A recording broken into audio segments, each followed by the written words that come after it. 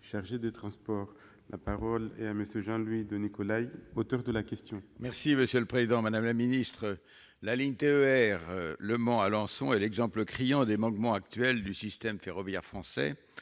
Son état de vétusté inquiétant est tel que les TER ne dépassent pas les 60 km/h au lieu de 140 km/h sur plusieurs portions entre Le Mans et Alençon, ce qui entraîne un allongement conséquent du temps de parcours.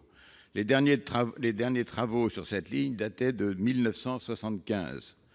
Le rapport sur l'avenir du transport ferroviaire remis le 15 février 2018 l'avait d'ailleurs classé au niveau 7, et dans le rapport du comité d'orientation des infrastructures publié à la même époque, était préconisée une particulière vigilance sur ce tronçon que SNCF Réseau pourrait ne plus exploiter à l'horizon 2023 si aucune amélioration n'intervenait d'ici là.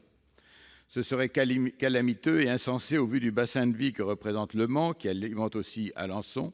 Et pour rappel, ce n'est pas une petite ligne, elle fait partie d'un ensemble reliant 4 chefs-lieux de département et 3 régions. Elle est donc essentielle au développement des territoires, mais aussi bien au bien-être de ses habitants.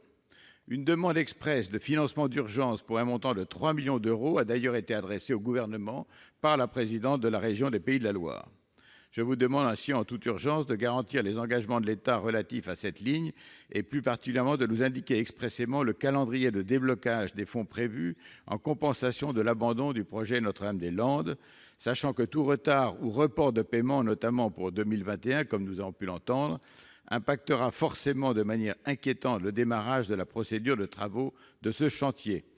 Il ne faut pas que la modernisation du réseau existant concernant les lignes du quotidien, et particulièrement les lignes TER au bord de l'implosion, soit délaissée au profit des grands projets du type Grand Paris Express GPE, qui, on le sait, engloutira plusieurs dizaines d'années bon nombre d'investissements.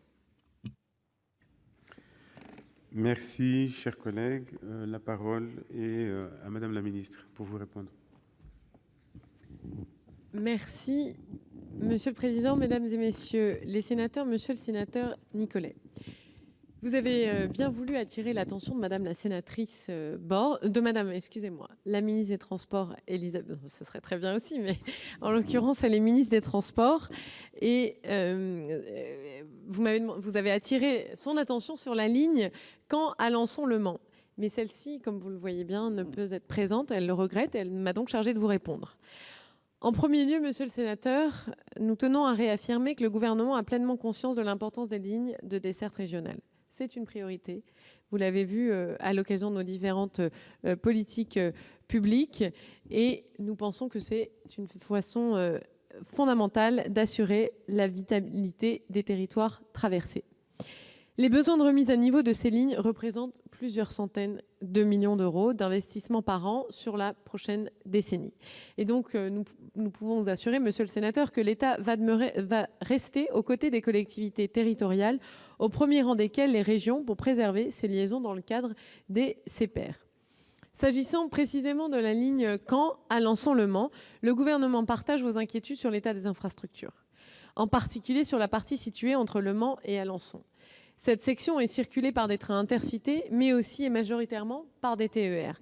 Nous devons donc travailler avec la région pour permettre la réalisation des travaux de régénération qui sont les plus urgents, dans le cadre d'un cofinancement de cette opération, compte tenu de son intérêt à la fois local et national.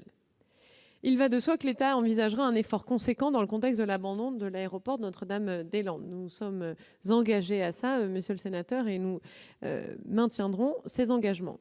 Les financements correspondants qui ne figurent pas au CPER actuel seront inscrits dans le contrat d'avenir pour la région Pays de la Loire. Ce nouveau pacte en faveur des territoires ligériens entérinera les engagements de l'État dans la suite du rapport de la mission sur les mobilités du Grand Ouest.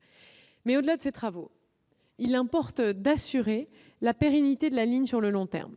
C'est dans le cadre des réflexions qui s'engagent en partenariat avec les régions autour de la mise en place de solutions techniques et de gouvernance novatrices et adaptées aux enjeux propres à chaque infrastructure que des réponses seront apportées pour cette ligne. En tout état de cause, Monsieur le sénateur, soyez assuré que la ministre va rester très vigilante sur le dossier de la ligne Caen-Alençon-Le Mans, qu'elle suit déjà de près et qu'elle continuera à faire en dialogue avec vous, Monsieur le sénateur. Je vous remercie. Merci, Madame la ministre. Il vous reste 30 secondes, chers collègues, pour répliquer. Oui, merci Madame la Ministre. J'ai pris bonne note des bonnes intentions du gouvernement, mais je crois qu'aujourd'hui, les acteurs locaux, en tous les cas, attendent des actes. Nous avons des gilets jaunes à tous les ronds-points autoroutiers. Ça va pas tarder de venir sur les lignes TER s'il n'y a véritablement pas des décisions et des dates précises de mise en place de ces travaux, qui sont des travaux de sécurité. Et donc, je le dis à la ministre, vraiment, agissez vite pour donner des garanties à la région pour qu'elle puisse savoir qu'elle peut bénéficier de ces 3 millions d'euros. Merci. Merci, cher collègue. L'ordre du jour appelle